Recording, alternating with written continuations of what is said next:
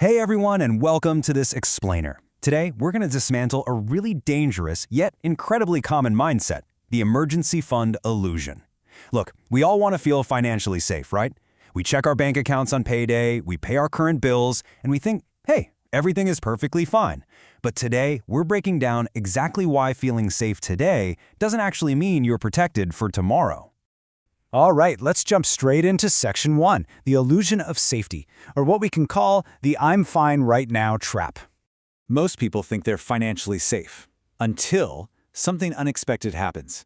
It's a pretty profound realization, but why do we actually do this? Well, it boils down to a psychological concept called normalcy bias. Basically, our brains are hardwired to just assume that because things are fine right now, they're always going to stay this way.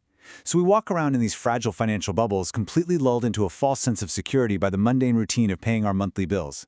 But honestly, that safety is incredibly brittle. It's just sitting there, completely exposed, waiting to be shattered by a single, unforeseen surprise. There's this massive, often devastating gap between our perception of safety and the reality that we are constantly exposed to random chaos. Which brings us to Section 2, when life happens, and why we absolutely have to shift this paradigm. Most people treat an emergency fund kind of like a lottery ticket for bad luck. Because of present bias, which is our tendency to prioritize the here and now over the future, we tell ourselves, well, if something goes wrong, I might need this cash. We frame it as a hypothetical, but we have to completely flip that script. An emergency fund is for a strict inevitability. The conversation isn't if, it's when something goes wrong. Because let's be real, life does not ask for permission before throwing a wrench into your carefully laid plans. Treating emergencies as a maybe is literally the fastest way to get caught completely off guard. Life is absolutely guaranteed to throw surprises at you. Just think about the major disruptors: car repairs, medical bills, losing a job. None of these are rare anomalies. Every single day, thousands of vehicles break down on the highway, needing a sudden tow and expensive parts. Every day, active, perfectly healthy people trip, fall, and find themselves staring down an unexpected hospital bill. And in today's shifting economy, sudden corporate layoffs happen with zero warning, stripping away a family's income overnight. These aren't just dark, gloomy possibilities. They are mathematical probabilities. If you live long enough, one of these will absolutely happen to you. And when they do, they require immediate capital, not just good intentions. Moving on to Section 3, the debt spiral and the true cost of being unprepared. So picture this. You're driving to work, the radio's playing, everything is totally normal, and suddenly your engine starts violently shaking and smoking. You manage to coast into a repair shop, and after an hour of sitting in the waiting room, the mechanic hands you a bill for exactly $1,200. It's a simple example, but it's a terrifyingly common one. We're not talking about a catastrophic $50,000 problem here. It's an everyday, mundane disaster. But that $1,200 is entirely enough to completely derail your whole month and potentially your year if you haven't prepared for the when. If you don't have liquid cash sitting there ready to deploy, that car repair triggers a vicious domino effect. You have no cash, so you're forced to pull out a credit card just to get your car back so you can actually get to work. By swiping that card without the cash to back it up, you instantly sink straight into debt.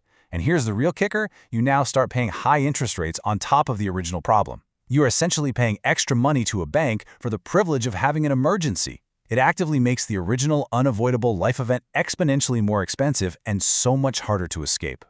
Without a dedicated cash buffer, small problems turn into massive financial setbacks, undoing months or even years of progress. It's incredibly demoralizing, right? You do everything right day to day. You stick to your budget, you pay your bills, you even skip that extra coffee, only to have one isolated event like a $1,200 repair just wipe out all your hard work in a single afternoon. It drags you backward. You were doing fine, but one ordinary emergency sends you spiraling into a cycle of payments and stress that can take years to dig out of. So how do we fix this? Let's look at Section 4, building your safety net, and what smart people actually do. Setting up this protection isn't about being rich. It's about being strategic. You don't need a fortune on day one. You just need to follow a clear, actionable path. Start small. Aim for just $500 to $1,000 as fast as you possibly can. Hitting that first milestone provides immediate, profound psychological relief. It covers the sudden mechanic bill or the unexpected medical copay, stopping the immediate bleeding and keeping you off the credit cards. Once you have that initial buffer and the peace of mind that comes with it, you grow it. You slowly build that fund until it covers 3 to 6 months of your actual living expenses. That is the fortress that protects you from the larger shocks, like a sudden job loss. When you build that actionable safety net, you achieve something remarkable. When life happens, you don't panic. Notice that wording again. When life happens. The car still breaks down. The roof still leaks. The job might still go away. But think about the difference in feeling. Without funds, an emergency means pure panic, sleepless nights, and terrible stress. With an emergency fund, that exact same problem is just a minor nuisance. You write a check, you swat the problem away like a mosquito, and you go on with your day. The panic is completely removed from the equation. Let's wrap things up with Section 5, True Financial Readiness, and the ultimate takeaway. There is a massive, fundamental difference between being fine right now and actually being prepared. They are two entirely different mindsets.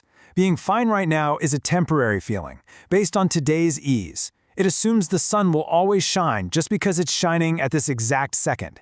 Being prepared, on the other hand, is a concrete reality based on acknowledging and anticipating tomorrow's storms. You can be entirely fine today, driving a nice car and paying this month's rent, while being completely and utterly unprepared for tomorrow. Real financial security is defined entirely by one thing: being ready for the unexpected. It isn't about your current salary. It isn't about the neighborhood you live in, the brand of clothes you wear, or how impressive your life looks online. True security is measured by a single metric. When the unexpected inevitably kicks your front door down, are you financially equipped to handle it without going into a blind panic and falling into debt? So I want to leave you with one final uncomfortable question to ask yourself right now. You might be fine today, but are you truly ready for the unexpected tomorrow? Take a hard, honest look at your savings tonight. Look at the actual cash buffer between you and a $1,200 emergency. If the unexpected happened this evening, would you be secure or would you be spiraling? Thanks so much for joining me for this explainer. Now go out there and build that safety net.